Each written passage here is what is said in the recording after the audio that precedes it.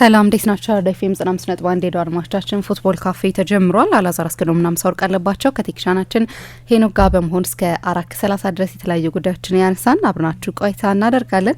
በሳምንቱ የተደረጉ ጨዋታዎች ነበሩ። ትናንትና እንግዲህ ባርሴሎና በሱፐር ካፕ አሸናፊ ሆኗል። ሪያል ማድሪድን 3-2 በሆነ ውጤት ማሸነፍ ችሏል። ይህንን ጉዳይ እናነሳዋለን። ሌላኛው ግን ማንቸስተር ዩናይትድ ትናንትና እንግዲህ በብራይተን በሜዳው ኦልድ ትራፎርድ ተሸንፎ ከኤፍኤ ካፕ ውድድር ውጪ ሆኗል። በዚህ ምክንያት ሌሎች ውድድሮች ላይም እንደዚሁ ስለማይሳተፍ እንግዲህ ማንቸስተር ዩናይትድ አጭሩን ሲዝን የሚያሳልፍበት አመት ይሆናል። ይሄ ከ100 አመት በኋላ ነው። ይህንንም ጉዳይ እንደዚሁ እናነሳለን።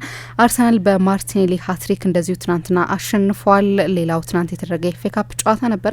ኢንተር ከናፖሊ ያደረጉት ጨዋታ 2-2 ተጠናቋል። እነዚህን ጉዳዮች እያነሳን ነው እስከ 4:30 ድረስ ከእናንተ ከአድማጮቻችን ጋር ቆይታ የምናደርገው። በእነዚህ ጉዳዮች ላይ ደግሞ የሚኖራችሁን ማንኛውም ሀሳብ አስተያየት እንደተለመደው ፌስቡክ ገጻችን ላይ ልታጋሩ እንችላላችሁ። መልሰን ወደ እናንተ የምናደርስ ነው የሚሆነው።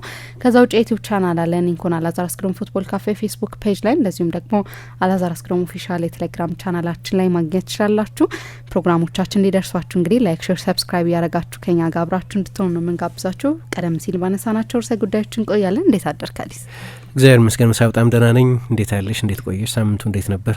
እግዚአብሔር ይመስገን ጥሩ ሳምንት ነበረ። እንግዲህ ብዙ ጨዋታዎችን ያየንበት ነበረ።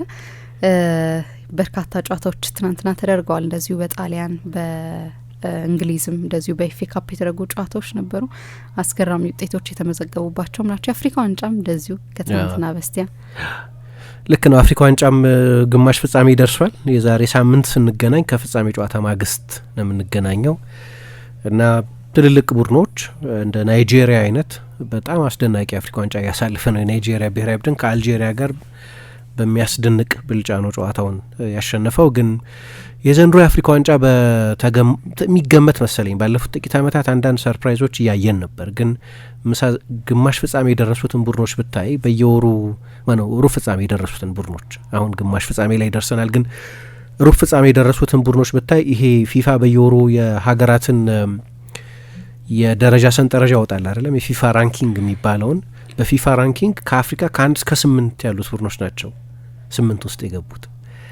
ወይ ደግሞ በቋት በፖት ሲወጣ የምድብ ድልድል 6ቱ አንደኛው ፖት ላይ የነበሩ፣ 2ቱ ሁለተኛው ፖት ላይ የነበሩ ናቸው እና ብዙ ሰርፕራይዝ የነበረው የአፍሪካ ዋንጫ አይደለም። ባለፉት ጥቂት ዓመታት አንዳንድ ቡድኖች ሳይጠበቅ ሩብ ፍጻሜ፣ ግማሽ ፍጻሜ የሚደርሱ ቡድኖችና የነበር አሁን የቀሩትንም 4 ቡድኖች ብታይ የአፍሪካ እግር ኳስ ሱፐር ፓወርስ የሚባሉት ናቸው። ትልልቅ ገናና ስሞች በዚህ አፍሪካ ዋንጫም ውድድሩ ከመጀመሩ በፊት ያሸንፋሉ የሚል ከፍ ያለ ጥበቃ የነበረባቸው ናቸው እና የአፍሪካ ዋንጫ ጨዋታዎች ነበሩ እንዳነሳሹ። ትላንትናም ያው እንግዲህ ትላንትና ትልቁ ትኩረት የነበረው ኤል ክላሲኮና በሴሪያም የኢንተርና የናፖሊ ጨዋታ ነው። በተለይ ኢንተር ቢያሸንፍ ኖሮ ለሴሪያው ጥሩ አይመስለኝም ቢያሸንፍ ኖሮ። ስለዚህ በጎ ነገር የነጥብ ልዩነቱ 4 ነው። ሲሪየስ የዋንጫ ተፎካካሪ የሚመስለውም የኢንተር ናፖሊ ነው። ብዙ ተጫዋቾች በጉዳት ምክንያት አልነበሩትም። ግን ቢያሸንፍ ኖሮ የ7 ነጥብ ልዩነት ሊሆን ይችል ነበር። እሱ ደግሞ ለኮንቴ ቡድን ለመድረስ በጣም ያስቸግር ነበር። በጣም ጥሩ ጨዋታ ነው። እኔ የተዳኘበትን መንገድ ወድጀዋለሁ። አርቢትሩ ጨዋታውን እንዲፈስ መፍቀዳቸው ልክ በእንግሊዞች የእንግሊዝ አርቢትሮች እንደሚያደርጉት አይነት ሁልጊዜ ጥሩ ነው ማለት አይደለም፣ ግን የእንግሊዝ አርቢትሮች እንዲቆራረጥ አይፈልጉም። ስለዚህ አንዳንድ ጊዜ ወደ ቦርደር ላይን ያሉ አካላዊ ንክኪዎችንም ይፈቅዳሉ። ብዙ ፊሽካ የሚያቋርጠው ጨዋታ አልነበረም። ጥሩ ጨዋታ ነበር። ሴሪያው ትልልቅ ጨዋታዎች ላይ አንድ ችግር እንግዲህ ብዙ ተመልካች ነበረው ሴሪያ በፊት። እኛ ሀገር ስለ ሴሪያ ብታወሪም ባታወሪም ብዙ ሰው ጉዳይ አይሰጠውም። አሁን ምንም አቴንሽን የሚሰጠው ሊግ አይደለም። እንደዛ የሆነ ነው። ምናልባት ጥቂት ታማኝ የሴሪያ ደጋፊዎች ቀርተው ሊሆን ይችላል። ግን በየጊዜው በሴሪያ ላይ ፍላጎት ያላቸው የእኛ ሀገር ተመልካቾች ቁጥር እየቀነሰ መጥቷል። አንዳንዱ ምክንያት እንደ ውስቲ ዛሬ ዩቬንቱስና ኤሲ ሚላን፣ ኢንተር ሚላንና ናፖሊ ወይ እንደዚህ ትልልቆቹ ቡድኖች ሲገናኙ እንኳን ሊቢያንስ ብለው የሚያዩ ሰዎች ጨዋታዎቹ አያዝናኗቸው ወይም እኔን አያዝናኑኝም። ለምሳሌ ብዙ ጊዜ እንደዛ ነው እና የእንግሊዝን የሀይ ኢንቴንሲቲ እግር ኳስ ለምደሽ የቻምፒየንስ ሊግ ፉትቦል ለምደሽ ወደ ሴሪያ ስትመጪ አንደኛ ጎሎች የሉትም፣ ሁለተኛ በኦፊሺየቲንጉም ዳኝነቱም ጭምር ጨዋታዎቹ በጣም እንዲቆራረጡ ያደርጋል። እና የታሰሩ ናቸው አብዛኞቹ ጨዋታዎች። ከዛ አንጻር ትላንት የኢንተር እና የናፖሊ ጨዋታ በጣም ጥሩ ጨዋታ ነበር። ለሴሪያው ጥሩ ማስታወቂያ የሚሆን አይነት ጨዋታ ነበር ማለት ይቻላል። ቡንደስሊጋም ተመልሷል በዚህ ሳምንት። ሚኒክም በ8 ጎል ተመልሷል። በቀደምም አርብ ዕለት ፍራንክፉርትና ዶርትሙንድ 6 ጎል የነበረበት 3-3 የተጠናቀቀ ትልቅ የእግር ኳስ ስፔክታክል ነበር። ስቱትጋርት ሌቨርኩሰንን በባየር 4-1 ያሸነፈበትም ያልተገመተ ውጤት ነው እና ስለዚህ ከበዓል ሰሞን ከዊንተር ብሬክ በኋላ ተመልሷል። ቡንደስሊጋም ጥሩ የእግር ኳስ ሳምንት ነበር። ኤፍኤ ካፕ ነው በእንግሊዝ የነበረው።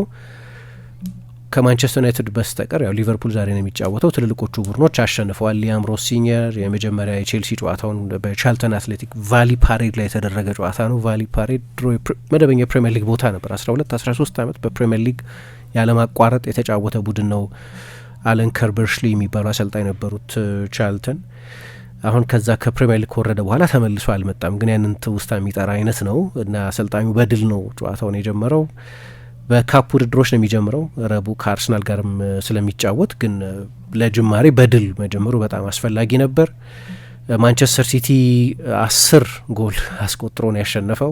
ኤግስተር ሲቲ የሚባልን ቡድን ነው። 10 የተለያዩ ጎል አስቆጣሪዎች ናቸው። አንቷን ሴሜኞ አዲስ የፈረመውን ተጫዋች ጨምሮ 2 ራስ ላይ የተቆጠሩ ጎሎች ነበሩ።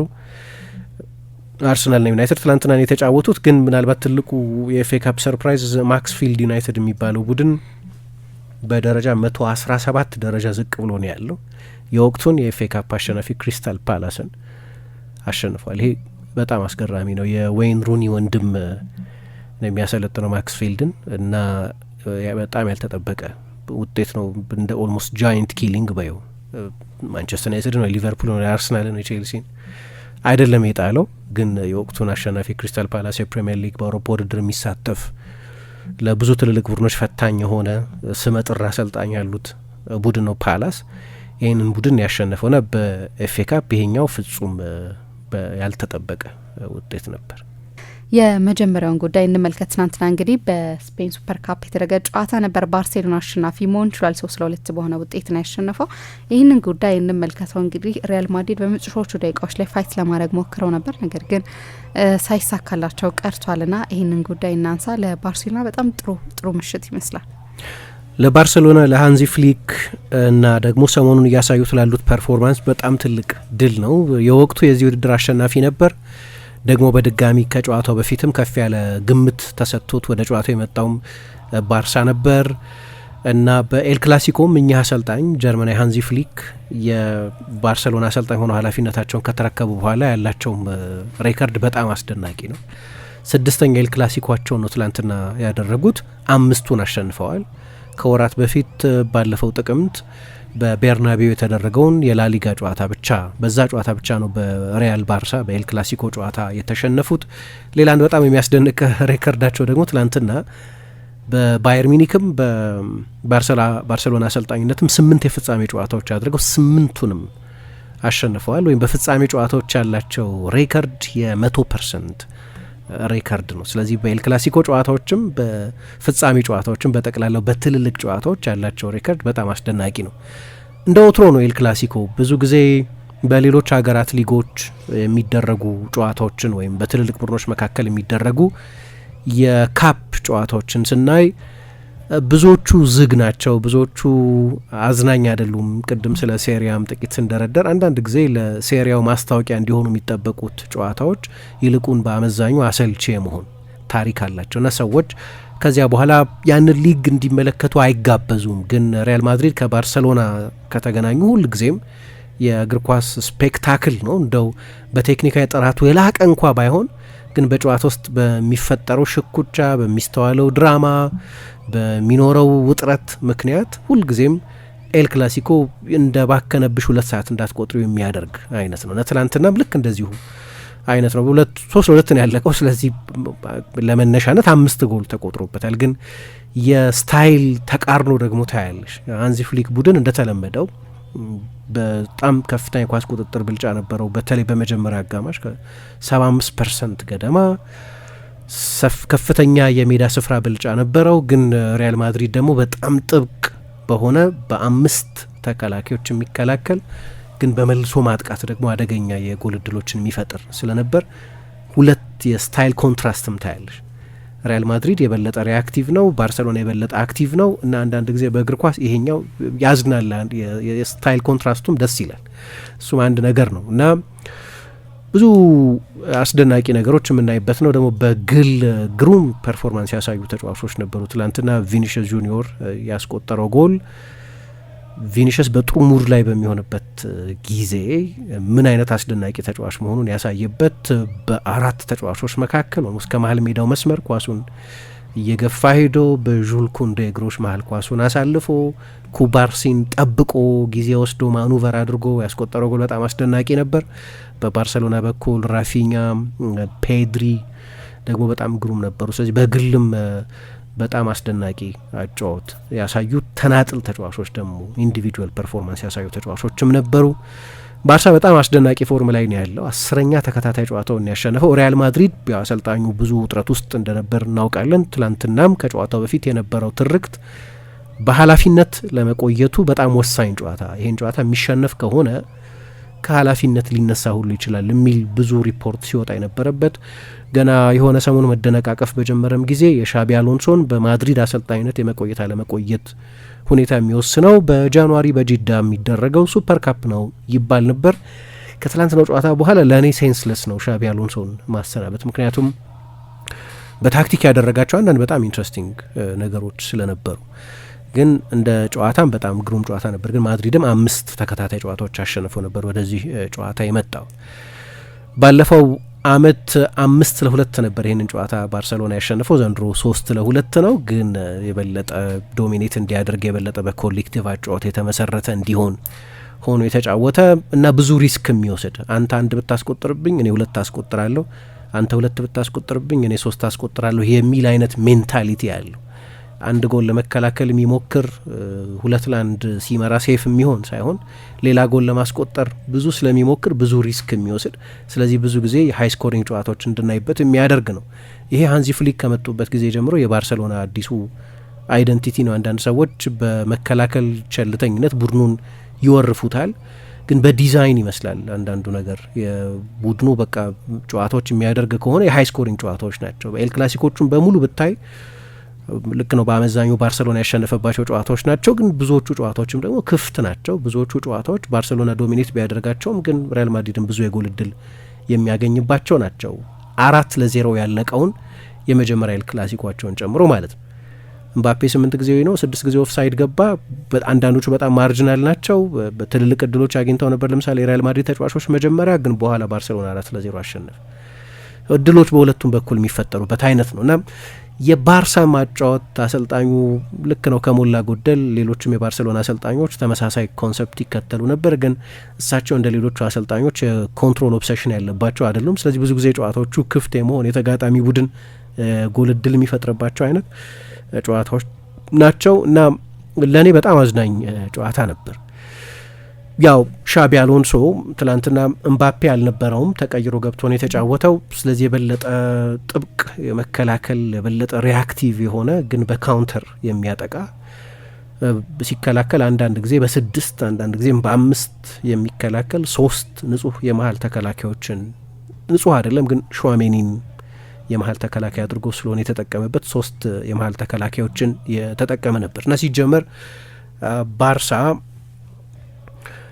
የበለጠ ኳስ ተቆጣጥሮ እንደሚጫወት እንጠብቅ ነበር። የበለጠ የሜዳ ዞን እንደሚቆጣጠር እንጠብቅ ነበር። ግን ፔኔትሬሽን አልነበረውም። የሪያል ማድሪድ መከላከል በሚገባ ስራውን እየሰራ ስለነበር ካልተሳሳት እስከ 20 ምናምን ደቂቃ ድረስ ባርሳ የጎል ሙከራ አላደረግም። ስለዚህ ብዙ ፖሴሽን ግን በጣም ጥቂት ፔኔትሬሽን ብቻ የነበረበት ነው። በተቃራኒው ሪያል ማድሪድ በጣም በሎ ብሎክ እና ግን በጣም በፈጣን የመልሶ ማጥቃት ይጫወት ስለነበር የመጀመሪያዎቹን 2 ትልልቅ የጎል እድሎች የፈጠረው ሪያል ማድሪድ ነበር። ቪኒሽስ ጁኒዮር እና ጎንዛሎ ጋርሲያ በምባፔ ፈንታ የተጫወተው ተጫዋች በጆዋን ጋርሲያ ፊት ለፊት ሪያልን ቀዳሚ ማድረግ የሚያስችሉ የጎል እድሎች አግኝተው ነበር። ግን ጨዋታው የበለጠ መከፈት የጀመረው ፌርሚን ብዙ ኳሶች መንጠቅ ሲጀምር፣ ፔድሪ ጨዋታውን መቆጣጠር ሲጀምር እና ላሚን ያማል ፕሮቮክ ማድረግ ሲጀምር ከዛ በኋላ ነው የጎል እድሎች ለባርሴሎና መፈጠር የጀመሩት። ግን በአብዛኛው የሪያል ማድሪድ ማጥቃት የአንድ ሰው ተልእኮ የሚመስል አይነት በቪኒሽስ የሚመራ አይነት ነበርና በጣም ድንቅ ነበር። እና ሪያል ማድሪድም የባርሴሎናን ፍሎ ለማቆም በአካልም በታክቲካዊ ፋውሎችም በፊዚካል ፋውል በታክቲካል ፋውልስ በሚሏቸው በሁለቱም መንገድ የማድሪድን የባርሴሎናን ፍሎ ለማቆራረጥ ይሞክር የነበረ ነው። የባርሴሎና ተጫዋቾች የሪያል ማድሪድ ባላጋራዎቻቸው በጣም የበዛ ኃይል ይጠቀማሉ የሚል ቅሬታ ስለነበራቸው ያለማቋረጥ አርቢትሩ ላይ ቅሬታ ያቀርቡ ነበር እና መጨረሻ ላይ ግን በተለይ ደግሞ ረፍት ላይ ከመውጣታቸው በፊት የነበሩት 4 ደቂቃዎች 3 ጎል የተቆጠረባቸው ነበሩ። የባርሳ ተጫዋቾች አርቢትሩ ተጨማሪ መጀመሪያ ጨምረዋለሁ ካሉት በጣም የተለጠጠ ጊዜ ነው የጨመሩት። በዛ ጊዜ ውስጥ ነው ሪያል ማድሪድ ጎል ያስቆጠረው የሚል ደግሞ ሌላም ቅሬታ ነበራቸው። ስለዚህ በዳኝነት ትልቅም ኮንትሮቨርሲ ባይሆን ግን ቅሬታዎች ደግሞ አይተን ነበር እና በማድሪድ በኩል የኤፈርት ችግር የነበረ አይመስለኝም፣ የጥረት ችግር የነበረ አይመስለኝም። ግን በጣም ትልቅ የኳሊቲ ልዩነት ነበር። አሰልጣኙም በሻቢ አሎንሶም ተጠባባቂ ወንበር ላይ በጉዳት የታመሰ ስብስብ ነው ያለው። አሁን ትናንትና እምባፔ ከጉዳት ነው የተመለሰው። እንዲሁም እዚህ ጨዋታ ላይም እዚህ ውድድርም ላይ ይደርሳል የሚል ግምትም በጭራሽ አልነበረም። ለምንድን ነው ቪኒሽስን የቀየረው ትናንትና የሚል ኮምፕሌን ነበር። ግን ራሱ ቀይረኝ ብሎኝ ነው የቀየርኩት ብሏል። ዲን ሀውሰን ቀይረኝ ብሎት ነው የተቀየረው። ስለዚህ ብዙ የፊትነስ ችግር የሪያል ማድሪድ ተጫዋቾች ላይ እንደነበር ማስተዋል ይቻላል። ግን አንድ ኢንትረስቲንግ ታክቲካል ነገር ግን ማንሳት የሚያስፈልግ ይመስለኛል። ጨዋታውን ባርሴሎና ነው ያሸነፈው። አይ ቲንክ ዲዘርቭ ያደርጋል ባርሴሎና ጨዋታውን ማሸነፉ። ዶሚናንት ነበር በተለይ በመጀመሪያ አጋማሽ። በሁለቱ አጋማሽ ሪያል ማድሪድ በተለይ በመጨረሻዎቹ ደቂቃዎች አልቫሮ ካሬራስ ከ7 ሜትር ትልቅ እድል አግኝቶ ነበር እና ራውል አሴንሲዮም ሌላ በጭንቅላት ትልቅ እድል አግኝቶ ነበር። ከቆመ ኳስ የተገኘ ከኤምባፔ ክሮስ የመጣ ኳስ ነበር። ስለዚህ ድሎች ነበሯቸው ቢያንስ ወደ መለያ ምት ለመውሰድ። ግን በአሎንሶ በኩል ብዙ ጊዜ ስለ ሻቢ አሎንሶ ስንናገር የሌቨርኩሰን ቡድኑን በማየትም የበለጠ የስፔን ሞደርን አሰልጣኞችን አፕሮች ፔፕ ጓርዲዮላ የሌሎችም አሰልጣኞች ተጽዕኖ የበለጠ ጎልቶ የሚታይበት ቡድን የሚሰራ አሰልጣኝ አድርጎ የመገንዘብ ልማድ አለ። ግን ሻቢ አሎንሶ እንደዛ ብቻ የሚያስብ አይመስለኝም። መጫወት የሚመርጠው እግር ኳስ ያኛው አይነት እግር ኳስ ይመስለኛል፣ ሁሉም ማቴሪያል የሚሟላለት ከሆነ። ካልሆነ ግን ይሄ ሰው ከራፋኤል ቤኒቴዝ እና ከጆዜ ሞሪኞም ጋር አብሮ የሰራ ነው። ትላንትና ባየነው መንገድ በጣም ጥብቅ፣ በጣም ታክቲካል የሆነ በትዕግስት የሚከላከል ሳጥን የሚከላከል ኦርጋናይዝድ የሆነ የመከላከል ቅርጽ ይዞ መምጣት የሚችል አሰልጣኝ እንደሆነ ማሳይቷል። አንድ ጨዋታ ነበረው የሌቨርኩሰን አሰልጣኝ በነበረበት ጊዜ የቡንደስሊጋ ሻምፒዮን ሲሆኑ ከባየር ሚኒክ ጋር በባየር አሬና ጨዋታ ነበራቸው እና ያ የዛን የውድድር ዘመን ቡንደስሊጋ ማን እንደሚያሸንፍ ከፍንጭ በላይ አብርቶ ያሳየን ጨዋታ ነበር ማለት ይቻላል። ግን ያ ጨዋታ በአብዛኛው በሪአክቲቭ ሴቲንግ ነው ጨዋታው የተደረገው።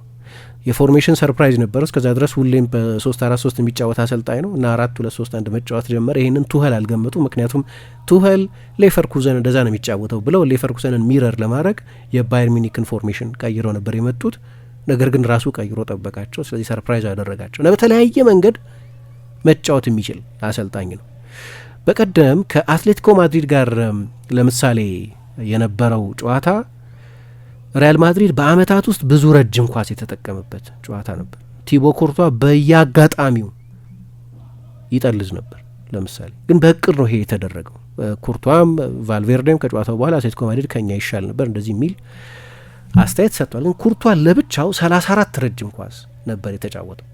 ለምን? አትሌቲኮ ማድሪድ ፕሬስ እንዳያደርጋቸው ያንን ፕሬሲንግ ባይፓስ ለማድረግ። ኮርቷ 665 ጨዋታዎችን በግብ ጠባቂነት አድርጓል። ለአትሌቲኮ ማድሪድ፣ ለቼልሲ፣ ለሪያል ማድሪድ እንደዚህ ይህን ያህል ረጅም ኳስ ጠልዞ አያውቅም እና በቀደም እንዲያውም የበለጠ እንደ ጣሊያናውያን አሰልጣኞች ነው ከስፔናውያን አሰልጣኞች ይልቅ እንደ ጣሊያናውያን አሰልጣኞች ወይም ስቴሪዮቲፒካል ነው ይገባኛል። የጣሊያናውያን አሰልጣኞች እንደ ዲዘርቢ፣ እንደ ስፓሌቲ፣ ሌሎችም አይነት አሰልጣኞች አሉ የበለጠ በስታይላቸው ከስፔን አሰልጣኞች ጋር የሚመሳሰሉ ግን በተለምዶ ጣሊያናዊ አሰልጣኝ ሲባል የበለጠ ታክቲካል፣ የበለጠ የጥንቃቄ እግር ኳስ የሚጫወት አሰልጣኝ ለማለት ነው እና እዛ ጨዋታ ላይ ምክንያቶች ነበሩት። ለምሳሌ ዲን ሀውሰን የለውም።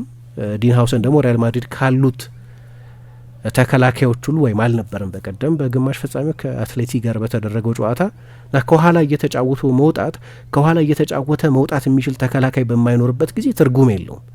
ወይ ደግሞ ከኋላ በሁለቱ ሴንተር ባኮች መሀል እየተቀበለ ዲስትሪቢዩት ማድረግ የሚችል እነሱ እንደሚሉት ሴንትሮ ኮምፒስታ ኦርጋኒዛዶር የሚሉት ሚና ያለው የቶኒ ክሩስ አይነት ባህር ያለው ተጫዋች ከሌለ ትርጉም የለውም።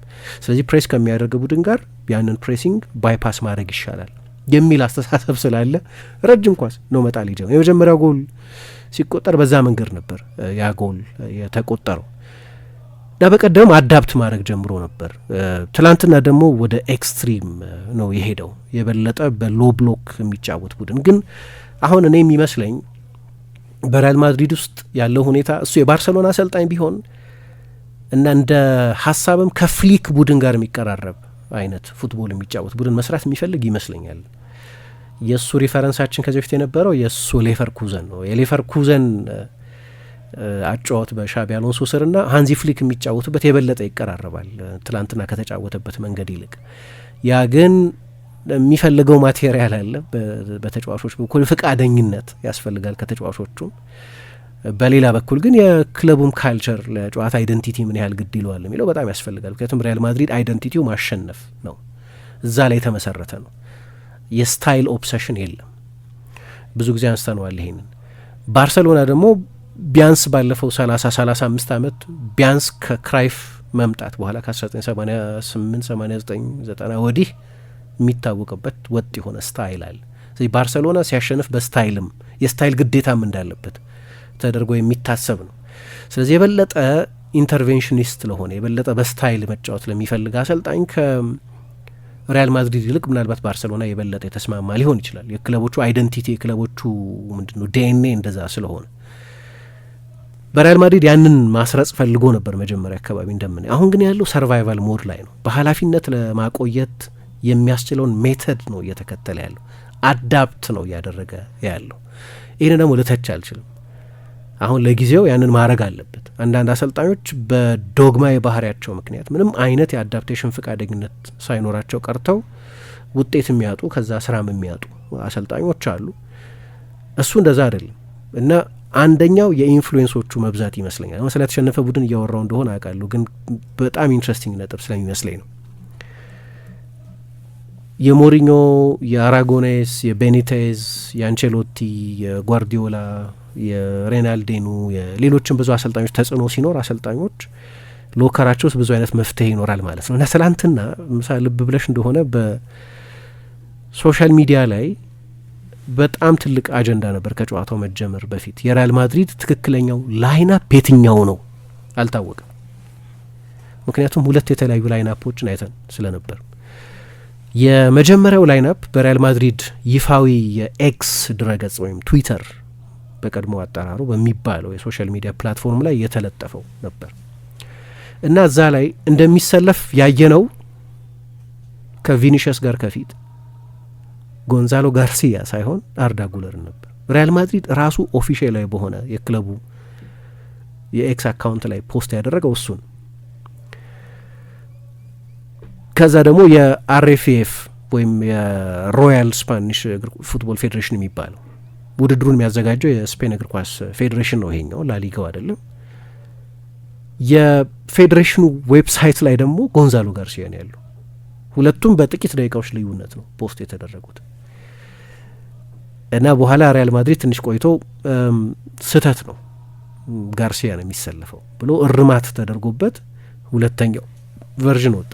ሁለተኛው ቨርዥን ደግሞ የበለጠ ባርሰሎናን ለማወናበድ የነበራቸውን ፍላጎት ወይም የባርሳ አሰልጣኞችን የመጨረሻ ዝግጅት ኦፍኮርስ ብዙ ዝግጅት ያደርጋሉ እና ብዙ ፕሮባቢሊቲዎች ለምሳሌ አርዳ ጉለር ቢሰለፍ ከቪኒሽስ ጋር ወይ ጎንዛሎ ጋርሲያ ቢሰለፍ ወይ ኤምባፔ ቢሰለፍ ወይ ሮድሪጎ ና ቪኒሽስ እንደ ስፕሊት ስትራይከርስ አብረው ቢጫወቱ እነዛን ሁሉ ፐርሚቴሽንስ አስበው ነው የሚመጡት። ግን መጨረሻ ላይ መጨረሻውን ቲም ቶክ ስታደርጊ የተጋጣሚ ቡድን ላይናፕ ካየሽ በኋላ ነው የምታደርጊው። አብዛኛው ዝግጅት አስቀድሞ በነበሩት ቀናት በልምምድ ሜዳም ዲሞንስትሬት በማድረግ በታክቲካል ሩም ውስጥ በመነጋገር ምናምን ሊሆን ይችላል። ግን እቅጩን የምታውቂው የተጋጣሚ ቡድን ላይናፕ ካየሽ በኋላ ና ሰርፕራይዞች ካየሽ ለነዛ ሰርፕራይዞች አዳፕት ማድረግ አለብሽ አይደል? እንደዛ ነው የምታደርጊው እና ባርሰሎናን አየር ላይ አንጠልጥሎ የማቆየት ፍላጎት ነበር በሪያል ማድሪድ በኩል። አንደኛ ሁለት በጣም የተለያዩ ላይናፖች ነው የሰጠው። ሁለተኛው ቨርዥን ደግሞ ሲመጣ ከነ ፎርሜሽኑ ነው የመጣው እና ፎርሜሽኑ ላይ ቫልቬርዴ የቀኝ መስመር ተከላካይ ነበር። ሁለት የመሀል ተከላካዮች ነበሩ፣ አሴንሲዮና ዲን ሃውሰን። ከዛ ተጫዋቾቹ ደግሞ ሲያሟሙቁ አንዳንድ ጊዜ ባለፈው ኒውካስልና ማንቸስተር ዩናይትድ ሲጫወቱ አሞሪም እንደዚህ አይነት ትሪክ አድርጎ ነበር። የኒውካስል ሰዎችን ግራ አጋብቶ ነበር። ምክንያቱም ተጫዋቾቹ ሲያሟሙቁ ልክ በባክስ ሪፎርም በዛ ሼፕ ነው የሚያሟሙቁት። የኒውካስል አናሊስቶች የሚያዩት እሱን ነው። ኦኬ ዩናይትድ እንደዛ ነው የሚጫወተው። ጨዋታው ሲጀመር በባክ ፎር ነው የተጫወተው፣ በባክ ፋይፍ አይደለም። እና ያንን አዳፕት ለማድረግ አንድ ግማሽ ወስዶባቸዋል፣ የመጀመሪያ ሀፍ ወስዶባቸዋል። እንዲያውም ራምስዴልን ውደቅ እያሉት ተጫዋቾቻቸውን ጠርተው ዩናይትድ በዚህ ሼፕ ነው እየተጫወተ ያለው ሶ ዊ ሃቭ ቱ አዳፕት ለማለት እንዲህ አይነት ኤኒግማ የመፍጠር ፍላጎት ነበር በሪያል ማድሪድ በኩል እና ሲያሟሙቁም ልክ እንደዛ ነበር ያደረጉት አሉ። ሀውሰንና አሴንሲዮ የመሀል ተከላካዮች፣ ቫልቬርዴና ካሬራስ የመስመር ተከላካዮች፣ ሹዋሜኒና ካማቪንጋ አማካዮች፣ ከእነሱ ጥቂት ፈቀቅ ብሎ ቤሊንገም ነበር። ጨዋታው ሲጀመር ግን ሌላ አይነት ሴትአፕ ነው የነበራቸው። የእሱ ታክቲካዊ ፕላን ሲዘጋጅበት የቆየው ሹዋሜኒን ከዲን ሃውሰን ጋር የመሀል ተከላካይ ማድረግ፣ ግን በአብዛኛው ያለ ኳስ የሚቆይ ቡድን ስለነበር አሴንሲዮም የመሀል ተከላካይ ይሆን ነበር። ስለዚህ 3 ሴንተር ባኮች ነበሩት እና ቫልቬርዴ የቀኝ መስመር ተከላካይ ሳይሆን በእርግጥ ሲጫወት እንደ ቀኝ መስመር ተከላካይ ነው፣ ግን እንደ ዊንግ ባክ ወይም እንደ ክንፍ ተጫዋችም የተጫወተው። ካሬራስም በግራ ፉል ባክነት ሳይሆን በግራ ዊንግ ባክነት ነው የተጫወተው። እዚህ መሀል ላይ ሹዋሜኒ ሳይሆን ከካማቪንጋ ጋር አብሮ የነበረው ቤሊንጋም ነው። ከካማቪንጋ ጋር አብሮ የነበረው እና መጨረሻ ላይ የወጣው ፎርሜሽንም ላይ ከፊት የነበረው ጎንዛሎ ጋርሲያ ሳይሆን ሮድሪጎ ነው የነበረው። ይህን ደግሞ አንቼሎቲ ያደርገውታል። በ2023/24 ቻምፒየንስ ሊግ ባሸነፉበት ጊዜ የቪኒሽስ ምርጡን ፉል ባክ ፎርም ያየ ነው በዚህ በስፕሊት ስትራይከር በተጫወቱበት ጊዜ ነው። አሁን ኢምፖስብል ነው። ምባፔ ከመጣ በኋላ ምባፔ ሳይኖር ነው እዛ ቦታ ላይ ልታጫወት የምትችው እና እንዲህ አይነት የፎርሜሽንም የፐርሶኔልም ሰርፕራይዝ ሞክሮ ነበር እና በደንብ የባርሰሎናን ዶሚኔሽን አምኖ ተቀብሎ ግን ያንን መከላከል የሚቻልበት በሪስክ ማኔጅመንት የመጫወት ነው የነበረው። እናም ለምሳሌ እንደተጀመረ ጎንዛሎ ፍራንኪ ዲዮንግን ዲስረፕት እንዲያደርግ፣ የባርሰሎናን ኤርሊ ቢልድ አፕ ዲስረፕት እንዲያደርግ፣ አሴንሲዮ ራፊኛን ከቫልቬርዴ እርዳታ ጋር እንዲቆጣጠር፣ ላሚን ያማልን ካሬራስ ከሮድሪጎ እርዳታ ጋር እንዲቆጣጠር፣ ደብል ዳውን ደብል ማርክ ማድረግ ሁለቱን በጣም አስቸጋሪ ክንፍ ተጫዋቾች። ስለዚህ ባርሰሎና ኮንትሮል ቢኖረውም ግን ምንድን ነው እነሱ እንደሚሉት የማጥቃት ስለት እንዳይኖረው ኤጅ እንዳይኖረው የማድረግ አይነት ነው የነበር እና ኮምፓክት መሆን በደንብ ጆዜ ሞሪኞ መንገድ ነው። ይሄ ምርጫሽ ላይሆን ይችላል፣ ግን አንድ ስልት ነው። ጆዜ ሞሪኞ የሪያል ማድሪድ አሰልጣኝ እያሉ ጓርዲዮላ የባርሰሎና አሰልጣኝ እያለ አብዛኛው የሪያል ማድሪድና የባርሰሎና ጨዋታ የትላንትናው አይነት ቅርጽ የነበረው ነው። ባርሰሎና ዶሚኔት ያደርጋል፣ ፖሴሽን፣ የሜዳ ስፍራ፣ ዞን ምን፣ ሪያል ማድሪድ ኮምፓክት የሆነ ቅርጽ ይዞ ይጫወታል። በአብዛኛው በራሱ የመጨረሻ 20 ሜትር ላይ ይከላከላል። በመልሶ ማጥቃት በነ ሮናልዶና በነ ቤንዜማ አይነት ተጫዋቾች ፍጥነት ለማጥቃት ይሞክራል። ይኸው ተመሳሳይ ብሉ ፕሪንት ነው የነበረው። አሁን ለዚህ አስቸጋሪ ጊዜ እንግዲህ ያቺን ፕሎይ ነው የተጠቀሙ የጆዜ ሞሪኞ መንገድ ልለው ይችላሉ። በቀደምም እንደዚሁ ነው ያደረገው ከአትሌቲኮ ማድሪድ ጨዋታ በኋላ ልክ እንደ ትላንት ነው። በጣም ኮንሰርቫቲቭ የሆነ ቅርጽ አልነበረም፣ ግን ሳነሳ እንደነበር አትሌቲኮ ማድሪድ ፖሴሽን ከበለጠሽ በምን አይነት መንገድ እንደተጫወት ያሳያል። ምክንያቱም ሲሞኔ ግድ የለውም ለፖሴሽን። ስለዚህ እቅዱን ያውቀው ነበር በትክክል ሞመንቶች ነበር ይፈልግ የነበረው። ብዙ የጎል እድል እንደማያገኙ ያውቃል። ካገኙ ግን ኤፊሽንት መሆን አለባቸው። ደግሞ እድሎች አግኝተው ነበር። መጀመሪያ ሁለቱን ትልልቅ የመጀመሪያ የጎል እድሎች ያገኙት እነሱ ናቸው። ለፖሴሽን ግድ አልነበረው። አሎንሶ ኖርማሊ ለፖሴሽን ግድ የሚለው አሰልጣኝ ነው። የእሱ ሌቨርኩዘን እንደዛ ነበር። ኢቨን የእሱ ሪያል ማድሪድም ከመጣ በኋላ እንደዛ ለማድረግ የሚሞክር ነው። የመጀመሪያ አጋማሽ ላይ ግን 25% ብቻ የኳስ ቁጥጥር ድርሻ ነው የነበረው እና በእቅድ ነው የነበረው። እንዴት ፕላን እንዳደረገው የምታውቂው የሪያል ማድሪድ የተከላካይ መስመር ጎል ከተቆጠረበት ሪያል ማድሪድ ጎል ከተቆጠረበት በኋላ የሰውነት ቦዲ ላንጉጁን ስታይ ካልም ኦኬ ፕላናችንን እናውቀዋለን አይነት ሜንታሊቲ ነው የነበረው እና ጎል ቢቆጠርም ፕላኑ ላይ በጣም እርግጠኛ ነበር እና ከዛ ደግሞ አየሽ ልክ ያኔ ለጆዜ ሞሪኞ ሪያል ማድሪድ ሮናልዶ አስደናቂ ብቃት ላይ በሚሆንበት ጊዜ ጌም ብሬከር እንደሚሆነው ወይ ትልቁ ምንድነው ከጫና ማስተንፈሻ እንደሚሆን ፕሬሸር ሪሊቨር እንደሚሆን ትናንትና ነው ቪኒሽስ ተመሳሳዩን ነገር ያደርግ ነበር። የድሮ ፎርሙ ላይ ነው የነበረው በጣም እንዲያውም አንዳንድ ማጥቃቱ በቃ እንዳልኩት የአንድ ሰው ተልእኮ እስኪመስል ቪኒሽስ ከኢንታየር የባርሴሎና የተከላካይ መስመር ጋር እስኪመስል ድረስ በጣም አስደናቂ ነበር እና ኩንዴ በጭራሽ ሊቆጣጠሩ አልቻለም። ልክ የባለፈው የላሊጋ ጨዋታ ላይ እንደነበረው። በነገራችን ላይ በዚህ ዓመት የቪኒሽስ ምርጦቹ ፐርፎርማንሶች በዚህ ጨዋታዋል በሁለቱ ኤል ክላሲኮ ጨዋታዎች ላይ የነበሩ ናቸው። ትላንትናም ከ3 ወር በፊት የነበረው በሎጬ አልፎ ነው ጎሉን ያስቆጠረበት። በጣም አስደናቂ ጎል ነው የነበረው። 6 ጨዋታ ጎል ሳያስቆጠር ከቆየ በኋላ የነበረ ነው። ግን ባለድል የሆነው ደግሞ ባርሴሎና ነው። ባርሴሎና ደግሞ ለአይደንቲቲው በጣም ሀቀኛ አይነት ቡድን ነው። ለባርሴሎና ሁሌም እንደምለው ይሄ ግድ ነው፣ ማተር ያደርጋል።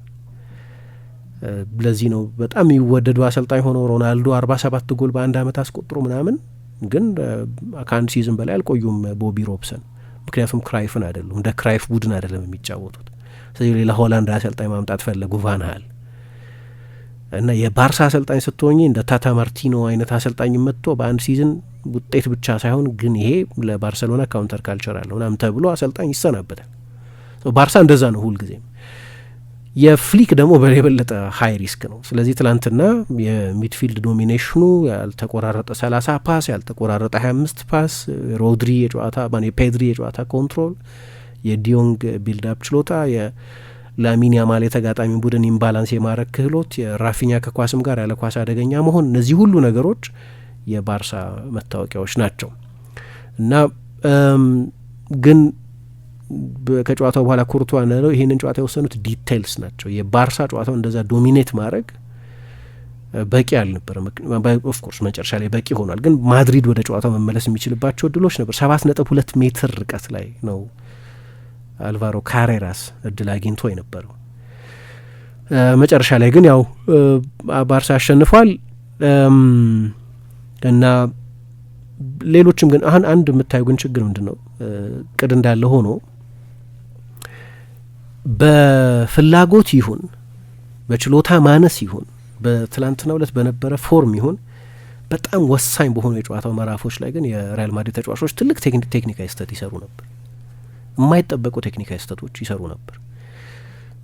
የትኛውም ምክንያት ቢሆን ጥሩ አይደለም ለሪያል ማድሪድ። ይሄ ቤዚክ የሆኑ ስህተቶች ቤሊንጋም የሚሆን ካሬራስ፣ ቪኒሽስ፣ ጎንዛሎ ጋርሲያ ለምሳሌ ያገኟቸውን ትልልቅ እድሎች ካየሽ በጣም ጀንትል የሆነ ሙከራ አደገኛ ያልሆኑ ሙከራዎችን ነው ጋርሲያ ላይ ያደረጉት፣ ግን ከአደገኛ ፖዚሽን ላይ ከኋላ በኩል ሀውሰን፣ ቤሊንጋም፣ ሮድሪጎ፣ ቫልቬርዴ ደግሞ ያለ በረታ ጫናም ጭምር ለተጋጣሚ ቡድን ተጫዋቾች በጣም ቀላል ፓሶች ደግሞ ይሰጡ ነበር። መጨረሻ ላይ ምንም አይነት ታክቲካል ዲዛይን ይዘሽ ብትመጪ ተጫዋቾቹ ናቸው ሜዳ ውስጥ ወሳኞቹ ተዋንያን እና ለማድሪድ ከሚጫወት ተጫዋች ማትጠበቂያቸው ቴክኒካዊ ስህተቶች ደግሞ በመሀል ይሰሩ ነበር እና በዚህ ምክንያት አንዳንድ አሳሳቢ ችግሮች ነበሯቸው እና ግን በጨዋታው ላይ እንዳልኩት የቪኒሽስ ጎል በቃ በደንብ ወርክ ኦፍ አርት ነው የነበረው ለባርሳ። ትላንትና አሰልጣኝ ሃንዚ ፍሊክ ባለፈው የውድድር ዘመን ይህንኑ ጨዋታ ሲያሸንፉ ያሸነፉላቸውን 3 የማጥቃት ተጫዋቾች ነው የተጠቀሙት። በቀደም አስተውለሽ እንደሆነ ከአትሌቲክ ቢልባኦ ጋር በነበረው ጨዋታ ሌቫንዶቭስኪ ለደቂቃም አልተጫወትም። ላሚን ያማል ከጉዳት ነርስ እያደረገ ነው በድጋሚ እና ሩኒ ባርዳጂ ነው በሱ ቦታ ተጫውቶ የነበረው። ሩኒ ባርዳጂም 2 አሲስት እና 1 ጎል ነበረው እዛ ጨዋታ ላይ። በሌቫንዶቭስኪ ፈንታ ፌረን ቶሬስ ነበር የተጫወተው። ቢልባውን ነው 5-0 ያሸነፉት እና ውሳኔዎች መወሰን ነበረባቸው። ወደዚህ ጨዋታ ሲመጡ ቀላሉን ውሳኔ መሰለኝ የወሰኑት። በባርሴሎና ታሪክ ብዙ ጎል ያስቆጠረ ፍሮንት ስሪ ነው ይሄኛው ፍሮንት ስሪ። ራፊኛ፣ ላሚን ያማል እና ሌቫንዶቭስኪ የነበሩበት 3ቱን የትልልቅ ጨዋታ ተጫዋቾቻቸውን ነው የተጠቀሙት። ሌቫንዶቭስኪ 37 ዓመቱ ነው። ሁሉንም ጨዋታ አይጀምርም፣ ግን የክት ጨዋታዎች ላይ እሱ ነው የሚሰለፈው። ወሳኞቹ ጨዋታዎች ላይ ሌቫንዶቭስኪን ነው የሚያጫውቱት እና ላሚንን ራሳቸው ከጨዋታ ፊት ኖክ አለበት እና እኔ እንጃ ትሬኒንጎች አይተን ምናምን ሲሉ ነበር። ያው የመጀመሪያውን ጨዋታ ላይ ከዛ ጉዳቱ ጨርሶ ስላላገገመ አልተጫወተም ነበር። ራፊኛ እንኳን ተመልሷል በደንብ ወደሚያስደንቅ ፎርሙ በሁለቱም መንገድ ከኳስም ጋር ያለ ኳስም። እኔ ሌቫንዶቭስኪ መሰለፍ በጣም ወሳኝ ነው። አንድ ትልቅ እድል አግኝቶ ነበር በመጀመሪያ አጋማሽ፣ ያባከነው ትልቅ እድል ግን ደግሞ ይሄው ተጫዋች ነው 2-1 የመሩበትን ጎል በድንቅ አጨራረስ በዲንክ ያስቆጠረው። ከፔድሪ ነው ኳሱ የመጣው፣ በጣም አስደናቂ ፓስ ነበር። ግን ዴኮ እና የባርሰሎና ሰዎች ለሌቫንዶቭስኪ አዲስ ኮንትራት የመስጠት ፍላጎት የላቸውም። 37 ዓመት ይሆነዋል። ይሄኛው የውድድር ዘመን ሲጠናቀቅ ለ38ኛ ዓመት ልደቱ የበለጠ የተቃረበ ይሆናል። ስለዚህ አዲስ ኮንትራት ይሰጠዋል ተብሎ አይጠበቅም። አሁን የባርሳ አንደኛው የክረምት ትልቁ እቅድ የረጅም ጊዜ የሌቪን ተከታይ ተተኪ ማስፈረም ነው እና በቅድም ይመስላል ፍሊክም የክለቡን የስፖርት ዳይሬክተር ሀሳብ በመረዳት ይመስላል የበለጠ ፌራን ቶሬስን ነው በዚህ ውድድር ዘመን በላሊጋ የሚያጫውቱት። እናም ሌቫንዶቭስኪ ትልቅ ኢጎ ያለው ነው እንደሚታወቀው፣ ግን የተጋነነ ቅሬታ ሲያቀርብ አልሰማንም። አንድም ራሱ የፊትነስ ችግር ስላለበት ነው፣ ሁለትም ከአሰልጣኙ ጋር እንደ አባቴ ነው ብሎ ይገልጻቸዋል ሃንዚ ፍሊክን። በባየርን የእግር ኳስ ተጫዋችነቱን ምርጥ ሲዝን 55-56 ጎል በአንድ አመት ያስቆጠረበትን ሲዝን ከእርሳቸው ጋር፣ በአንድ የካሌንደር አመት 6 ዋንጫ የወሰደበት ሲዝን ከእርሳቸው ጋር ነው ያሳለፈው። ባሎንዶር መቅረት አልነበረበትም፣ ያ ባሎንዶር የሱ መሆን ነበረበት በዛ አመት እና አሰልጣኙን ያምናቸዋል በጣም። ሁለተኛው ምክንያት እሱ ሳይሆን አይቀርም። ሶስተኛው ግን ትልልቅ ጨዋታዎች ላይ እንደሚያጫውቱት ስለሚያውቅ ይመስላል። ፊት ከሆነ ትልቅ ጨዋታዎች ላይ ይሰለፋል። አሁን የመጀመሪያው ጨዋታ ላይ አልተጫወተም፣ ምክንያቱም የጡንቻ ችግር ነበረበት። የጂዳው ጨዋታ ላይ ግን ትላንት ተጫውቷል። ሴሚፋይናሉ ላይ 1 ደቂቃ ሳይጫወት አሰልፎታል ትላንትና። በትልልቅ ጨዋታዎች ላይ አሰልጣኙ የመጀመሪያ 3 ምርጫዎቻቸው እነማን እንደሆኑ የሚያሳይ ነው። እንግዲህ ምርጫዎች አሏቸው። ሩኒ አሁን ነው ጥሩ መጫወት የጀመረው፣ ክሌምም ማድረግ የጀመረው ቦታውን። ግን ራሽፎርድ አለ ለምሳሌ፣ በጣም ጥሩ ሲዝን እያሳለፈ ያለ ተጫዋች። ፌራን ቶሬስ አለ ሌላ በጣም ጥሩ ሲዝን እያሳለፈ ያለ ተጫዋች። ጥሩ ተጫዋቾች አሏቸው አሰልጣኙ። ሌቫንዶቭስኪ ሲሰለፍ ያ ሞቢሊቲ የለውም።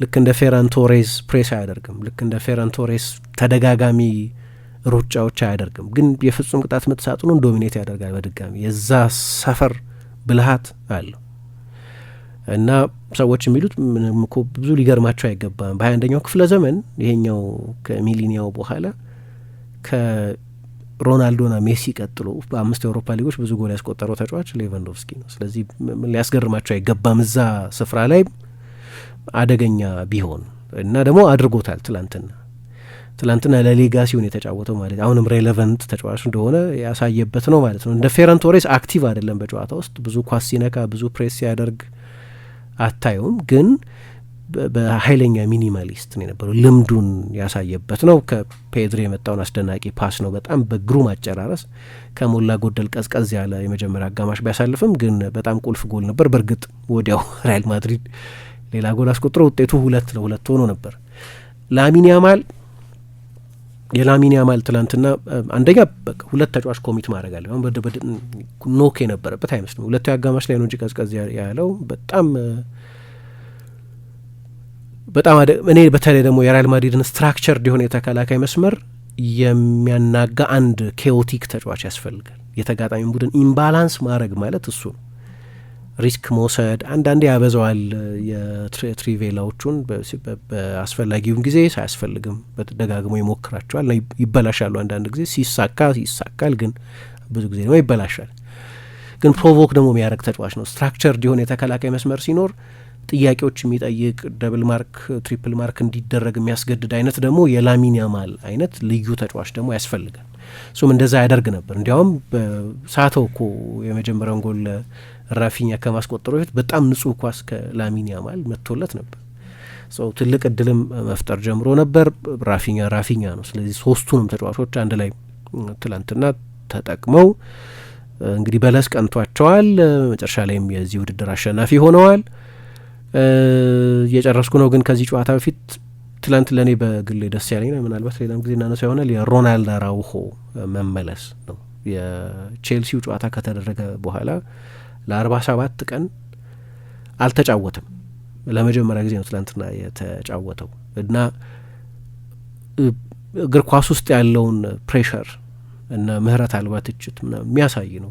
ከዛ በኋላ በስነ ልቦና ኃይለኛ መቃወስ ውስጥ ገብቶ እንደነበር ማድሪድ ብዙ ዝርዝር ውስጥ ነው ባርሴሎና ብዙ ዝርዝር ውስጥ መግባት አልፈልግም የእሱን ሁኔታ በተመለከተ። ግን ከጨዋታው መጠናቀቅ በኋላ የባርሴሎና ተጫዋቾች ፔድሪም፣ ራፊኛም፣ ሃንዚ ፍሊክም ሁሉም በጣም ስሜታችንን የነካ የመጨረሻ ቲም ቶክ አድርጎ ነበር። ለእኔ ተጫወቱልኝ እንደዚህ አይነት በጣም ስሜታዊ ንግግር አድርጎ ነበር የሚል አስተያየት ሰጥተዋል። ስለዚህ እሱም ትልቅ ፋክተር ነበር ብለዋል። ያው ተቀይሮ ገብቶ ጥቂት ደቂቃዎችን ተጫውቷ መጨረሻ ላይም ዲዮንግ በቀይ ወጥቶ ስለነበር የመጨረሻዎቹን ደቂቃዎች በ10 ተጫዋች ነው የቀየሩት። ምባፔ ተቀይሮ ገብቷ በጣም ትልቅ ኮንትሪቢሽን ሊኖረው ይችል ነበረ።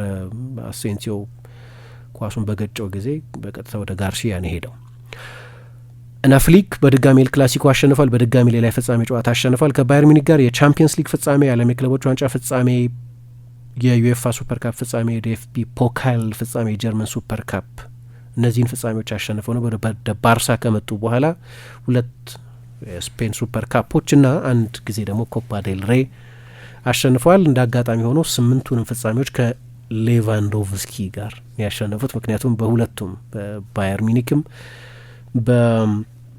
በባርሳ አሰልጣኝነትም አብሯቸው ስለነበር እና መጨረሻ ላይ ግን ማድሪድ እነዛን እድሎች ቢጠቀም ኖሮ ወደ መለያ ምቶች ልንሄድ እንችል ነበር።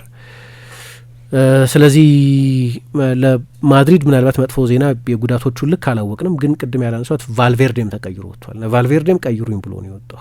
እነዚህ ሁሉ በጉዳት ምክንያት የወጡ ተጫዋቾች ናቸው። ስለዚህ ለአሎንሶ ውስብስብ ነው፣ ግን ለእኔ አስገራሚ ይሆናል። ከዚህ ጨዋታ በኋላ ካሰናበቱት ትርጉም የማይሰጥ ነው። እሱን መቼም ማሰናበት ትክክል ነው ብዬ አላምንም።